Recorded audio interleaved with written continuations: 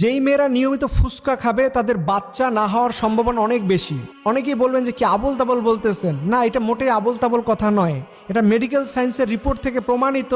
যেই মেয়েরা অধিক পরিমাণে জাঙ্ক ফুড খাবে, ফুচকা, আচার, বিভিন্ন সফট ড্রিঙ্কস, পিৎজা, এই টাইপের খাবার যে মেয়েরা যত বেশি খাবে, ওই মেয়েদের বাচ্চা না হওয়ার সম্ভাবনা বেশি। আপনারা দেখবেন বর্তমান সময়ে অধিকাংশ মেয়েদের কমন সমস্যা তাদের বাচ্চা হয় না। এই যে মেয়েদের বাচ্চা হয় না, এর পিছনে কয়েকটা রিজন আছে। তার মধ্যে অন্যতম এই জাঙ্ক ফুড বা ফুচকা জাতীয় খাবার। 2 নাম্বার হচ্ছে যেই মেয়েরা রাত জাগে। দেখবেন এখনকার সময় ম্যাক্সিমাম মেয়েগুলো কোনো না কোনোভাবে হারাম রিলেশনশিপের সাথে জড়িত। এই যে একটা মেয়ে যখন প্রেম করে, তার সবচাইতে বড় সমস্যা হয় সে মানসিকভাবে টেনশনে থাকে যে ওই ছেলে কি আমাকে বিয়ে করবে কিনা, ওই ছেলে কি আমাকে ভালোবাসবে কিনা, সে কি দিন শেষে আমাকে ছেড়ে দেবে কিনা। এই যে একটা মানসিক স্ট্রেস, এই যে দিনের পর দিন রাত জেগে থাকে, এই যে মেয়েরা রাত জেগে থাকবে তাদের বাচ্চা না হওয়ার সম্ভাবনা বেশি। হয়তো আপনাদের কাছে এটা খুব কমন মনে হইতে পারে, বাট এটাই ডিপলি বিষয় কিন্তু। 3 নাম্বার হচ্ছে যেই মেয়েদের গনোরিয়া হয়। গনোরিয়া নামের একটা রোগ আছে, এটার বিস্তারিত আমি বলতে পারবো না।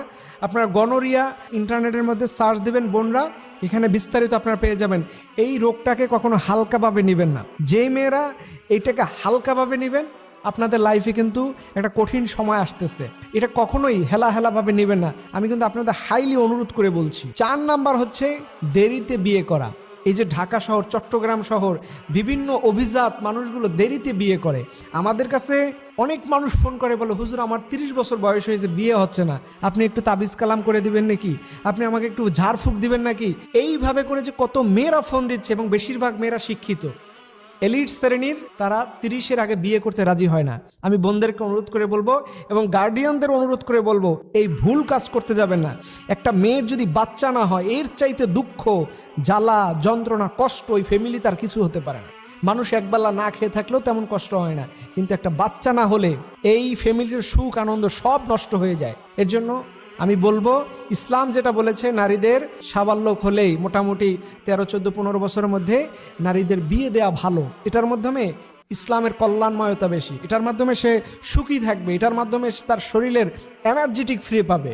এর জন্য দেরিতে কখনো মেয়েদেরকে বিয়ে দেবেন না। 5 নাম্বার এবং সর্বশেষ নাম্বার হচ্ছে ভিটামিন ডি এর অভাব।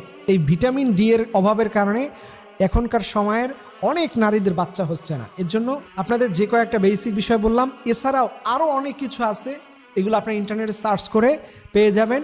এবং এখান থেকে সচেতন হয়ে আল্লাহর কাছে দোয়া করবেন যে রব্বি হাবলি মিনাস সালিহিন, আল্লাহ তুমি আমাকে একটা নেককার সন্তান দাও। তোমার কাছ থেকে সন্তান চাই, দুনিয়ার কোনো তাবিজের কাছে চাই না, কোনো মাজারের কাছে চাই না, কোনো পীরের কাছে চাই না, আল্লাহ শুধু তোমার কাছে চাই। আল্লাহর কাছে চাইবেন আর দোয়া করবেন রব্বি হাবলি মিনাস সালিহিন। আল্লাহ তাআলা দেখবেন আপনার কোলে একটা ফুটফুটে আল্লাহ পাক একটা জান্নাতি ফুল দান করবে। রব্বুল আলামিন আমাদের সবাইকে এই কথাগুলো মেনে চলা তৌফিক দান করুন। সবাই বলুন আমিন।